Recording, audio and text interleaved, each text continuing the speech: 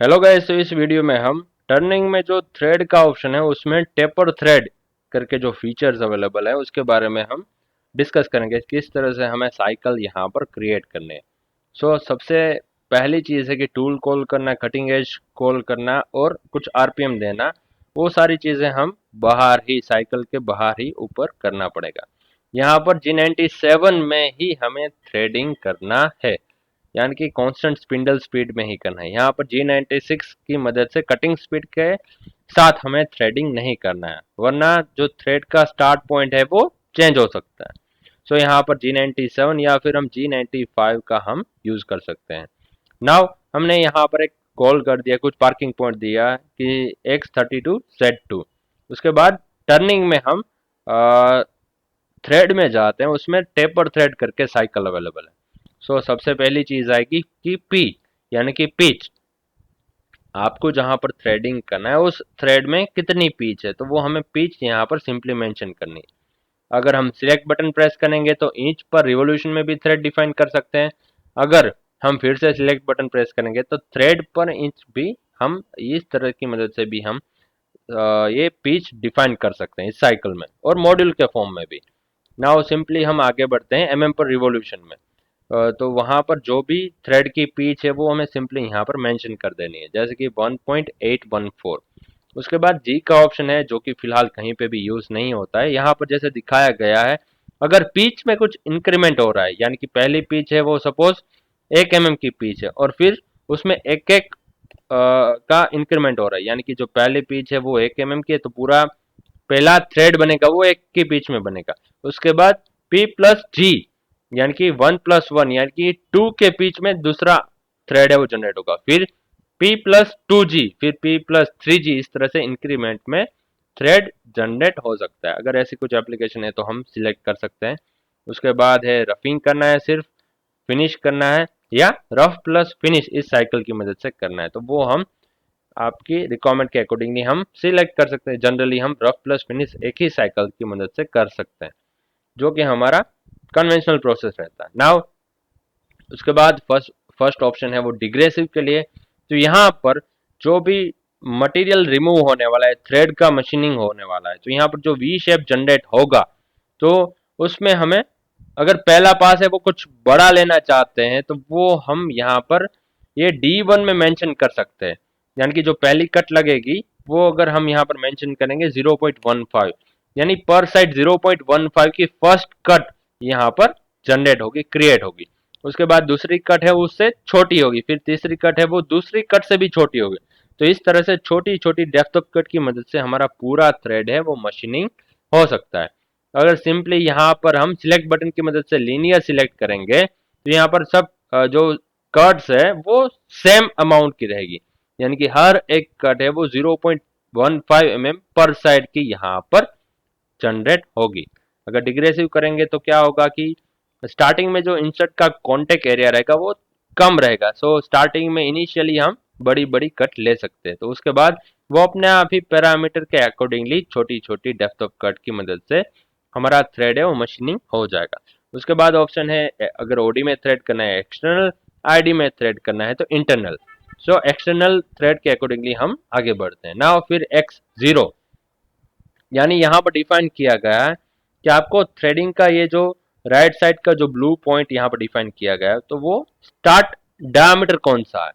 अगर हमें 28 डायमीटर से स्टार्ट करना है थ्रेड, तो यहाँ पर हमें सिंपली 28 मेंशन कर देना है। फिर है Z0, यानी कि जो आपका स्टार्टिंग डायमीटर है वहां पर Z की जो पोजीशन है वो कितनी है, यानी कि आपको Z0 से स्टार्ट करना है, Z2 से स्टार्ट करना है, तो हमें थ्रेडिंग का जो स्टार्टिंग पोजीशन है वो यहाँ पर Z0 में मेंशन करना है।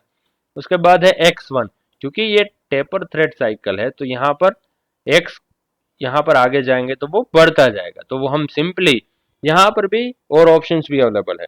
हम इंक्रीमेंटल के फॉर्म में भी डिफाइन कर सकते हैं, यहाँ पर डिग्री के फॉर्म में भी हम ये वैल्यू डिफाइन कर सकते हैं। जैसे कि यहाँ पर जो हमारा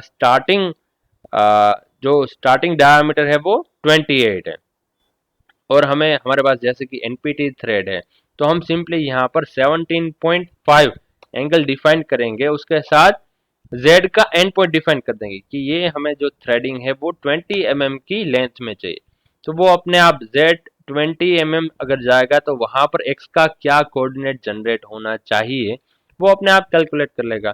सो यहाँ पर हम एब्सोल्यूट में भी डिफाइन कर सकते हैं, इंक्रीमेंटल भी हम डिफाइन कर सकते हैं, और एंगल के फॉर्म में भी एक्स का डायमीटर मेंशन कर सकते हैं। तो ये सारी चीजें यहाँ पर अवेलेबल है। तीन फीचर्स की मदद से हम एंड पॉइंट है वो डिफाइन कर सकते हैं। जैसे कि अगर हम डिफाइन करें कि जो एंड डायमीटर है वो सपोज 29 mm है, तो यानी पर साइड यहाँ पर 0.5 का इंक्रीमेंट हो रहा है। स्टार्टिंग डायमीटर है वो 28 है, और एंड डायमीटर है यानी कि x1 जो कि यहाँ पर हाईलाइट हो रहा है, एंड डायमीटर है वो 29 है, जो कि z-20 की पोजीशन पर आ रहा है। नाउ LW, तो हमने ये थ्रेड का स्टार्ट पॉइंट डिफाइन किया है, लेकिन एटलीस्ट हमें जो थ्रेड की जो पिच है उतनी या फिर उससे 1.5 टाइम्स थ्रेड को आगे से स्टार्ट कराना चाहिए, जिससे जो z एक्सिस है वो स्पिंडल के साथ एग्जैक्ट सिंक्रोनाइज हो जाए। ओके, सो एटलीस्ट हमें जैसे कि यहाँ पर 3 mm या 4 mm अगर हम आगे से स्टार्ट करना चाहते हैं तो वो वैल्यू हमें LW में मेंशन करनी है, जो कि है थ्रेड एडवांस के लिए। सो इनिशियली जहां पर आपने Z0 डिफाइन किया है उससे कितने mm आगे से आपको ये थ्रेडिंग स्टार्ट करना है वो हमें LW में मेंशन करना है। उसके बाद का पॉइंट है LR। LR यानी जो आपका थ्रेडिंग कंप्लीट हो रहा है Z-20 पे, बट उससे पहले कुछ डिस्टेंस से आपको थ्रेड है वो टेपर में उठा लेना है, तो वो कितने mm के डिस्टेंस से पहले, जैसे कि अगर यहाँ पर 4 mm डिफाइन करेंगे तो वो Z-16 से यहाँ पर थ्रेड को टेपर में उठाना स्टार्ट कर देगा, शुरू कर देगा। राइट, तो ये चीजें भी हम LR के फॉर्म में यहाँ पर डिफाइन कर सकते हैं। जब भी हम कुछ भी थ्रेड पिच यहाँ पर मेंशन कर लेंगे तो उस ये है H1 जो कि है थ्रेड हाइट, यानी जो थ्रेड हाइट है वो हम पिच के अकॉर्डिंगली, अगर पिच हम मैन्युअली यहाँ पर डिफाइन कर रहे हैं 1.234 इस तरह से, तो वो अपने आप ही थ्रेड हाइट को कैलकुलेट कर रहा है। बट अगर हमें कुछ मैन्युअली भी प्रोवाइड करना है वैल्यू तो वो हम भी यहाँ पर कर सकते हैं कुछ इस तरह से। उसके बाद अगर जैसे कि यहाँ पर 2 mm की पिच हमने डिफाइन की तो उस थ्रेड हाइट हो जाएगी 1.227, तो वो अपने आप ही कैलकुलेट कर रहा है। नाउ थ्रेड एंगल, जैसे कि मैट्रिक थ्रेड रहता है तो उसका थ्रेड एंगल रहता है 60 डिग्री, उसका हाफ वैल्यू हमें यहाँ पर मेंशन करना है। तो इनफिट स्लोप या स्लोप एंगल जैसे हम यहाँ पर देख सकते हैं, तो 60 डिग्री रहेगा तो उसका आधा हो जाएगा 30 डिग्री, या फिर ये DP, ये जो आधी पिच है वो भी हम डिफाइन कर सकते हैं। ये जो उसका रूट है और उसका क्रेस्ट है, तो वो उसकी पिच की आधी वैल्यू भी हम यहाँ पर DP के फॉर्म में डिफाइन कर सकते हैं। जनरली मैट्रिक थ्रेड रहेगा तो उसका पूरा ये थ्रेड एंगल हो जाएगा 60 डिग्री, तो उसकी आधी वैल्यू यानी कि 30 डिग्री हमें डिफाइन करनी है। अगर PSP के फॉर्म में थ्रेड रहेगा तो उसका एंगल हो जाएगा 55 डिग्री, तो उसका आधा हमें 27.5 मेंशन करना है। अगर NPT थ्रेड होगा तो उसका भी थ्रेड एंगल हो जाएगा 60 डिग्री, तो उसकी आधी वैल्यू हो जाएगी 30 डिग्री हमें यहाँ पर मेंशन करनी है। उसके बाद एक ऑप्शन यहाँ पर अवेलेबल है, जो फर्स्ट ऑप्शन है वो है एक साइड की इंसर्ट के फेस की मदद से ही पूरा थ्रेडिंग करेगा। जो राइट साइड का कॉर्नर है वो ही यहाँ पर मटेरियल को रिमूव करने के लिए अवेलेबल है। अगर सेकंड स्ट्रेटजी है तो वहां पर इंसर्ट के दोनों फ्लैंक्स यानी कि दोनों कटिंग फेसेस है वो यूज करके पूरा वी है उसे जनरेट कर पाएगा ये स्ट्रेटजी की मदद से। सो दोनों स्ट्रेटजी हम अपनी एप्लीकेशन के अकॉर्डिंगली यूज कर सकते हैं, और दोनों का एक्सपेरिमेंट करके देख सकते हैं कि किसमें टूल लाइफ हमें ज्यादा मिल रही है। उसके बाद है D1 जो कि डेप्थ ऑफ कट डिफाइन करने के लिए। अगर यहाँ पर हम सिलेक्ट बटन प्रेस करेंगे तो वो हम नंबर ऑफ पासिस के फॉर्म में भी हम यहाँ ये थ्रेड साइकिल में डिफाइन कर सकते हैं, यानी कि 18 पासिस में ये पूरा रफिंग हो जाना चाहिए, 10 पासिस में ये पूरा रफिंग होना चाहिए, कुछ इस तरह से। अगर वहां पर फिर से हम सिलेक्ट बटन प्रेस करेंगे तो उसके अकॉर्डिंगली 10 पासिस के अकॉर्डिंगली जो भी डेप्थ ऑफ कट आनी चाहिए वो अपने आप यहाँ पर कैलकुलेट करके आ जाएगी। फिर है यू, यानी रफिंग करने के बाद फिनिश पाथ के लिए आपको कितना फिनिशिंग अलाउंस स्टॉक छोड़ना है वो हमें पर साइड वैल्यू यहाँ पर मेंशन करनी है। जैसे कि 20 माइक्रोन यहाँ पर हमने मेंशन किया तो उसके accordingly 40 micron diametrically material stock छोड़ेगा। फिर है एन यानी कि नंबर ऑफ आइडल पास, यानी रफिंग हो जाए, फिनिश हो जाए, उसके बाद भी हमें एक बार या दो बार पासिस लगाने हैं, तो हम वो पासेज यहाँ पर हमें मेंशन करनी है। अगर हम एक पास मेंशन करेंगे तो रफ चलेगा, फिनिश चलेगा, उसके बाद एक एक्स्ट्रा पास भी चलेगा, जिससे जो बर्स का इश्यू है, अगर वाइब्रेशन का इश्यू है, तो वो हम दूर कर सकते हैं। उसके बाद है वी आर यानी कि अगर ये पूरा थ्रेड है वो कंप्लीट हो जाएगा तो हर पास हमें रिट्रैक्ट कितने का करना है, तो उतना वो हर बार पर साइड वैल्यू के अकॉर्डिंगली रिट्रैक्ट करेगा। अगर हम यहाँ पर 1 डिफाइन करेंगे तो वो 2 रिट्रैक्ट करेगा।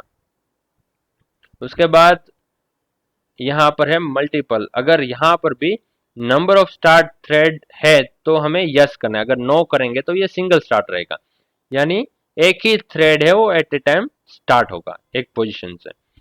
और अल्फा जीरो उसके बाद मेंशन किया गया है कि कुछ हमें स्पेसिफिक पोजीशन से अगर थ्रेड को स्टार्ट कराना है तो वो हम डिग्री के फॉर्म में मेंशन कर सकते हैं, अगर उसकी कुछ रिक्वायरमेंट हो तो। अगर ना हो तो सिंपली जीरो कर देना है। अगर एनपीटी या फिर टेपर थ्रेड में भी अगर नंबर ऑफ स्टार्ट थ्रेड है तो यहाँ पर मल्टीपल में हमें सिंपली यस मेंशन कर देना।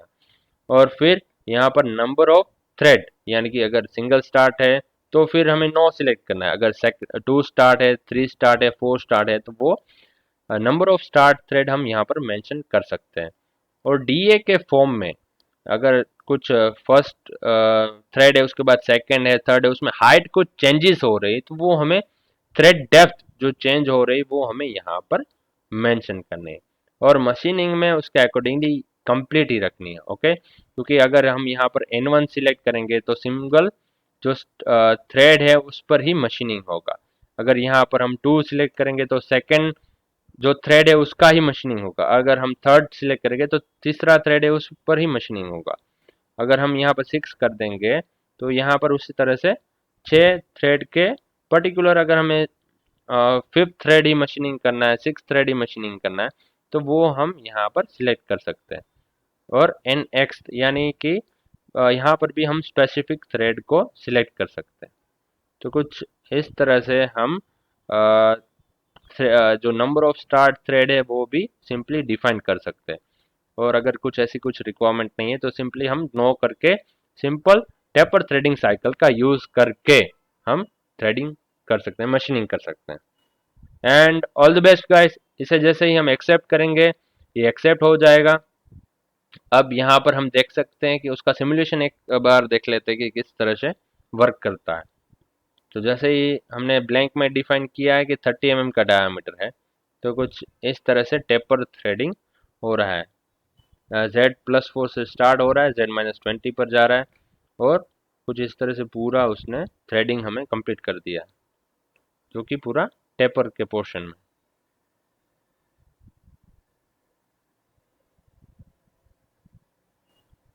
तो हमारा टेपर थ्रेडिंग साइकिल की मदद से कुछ इस तरह से हम थ्रेडिंग कर सकते हैं।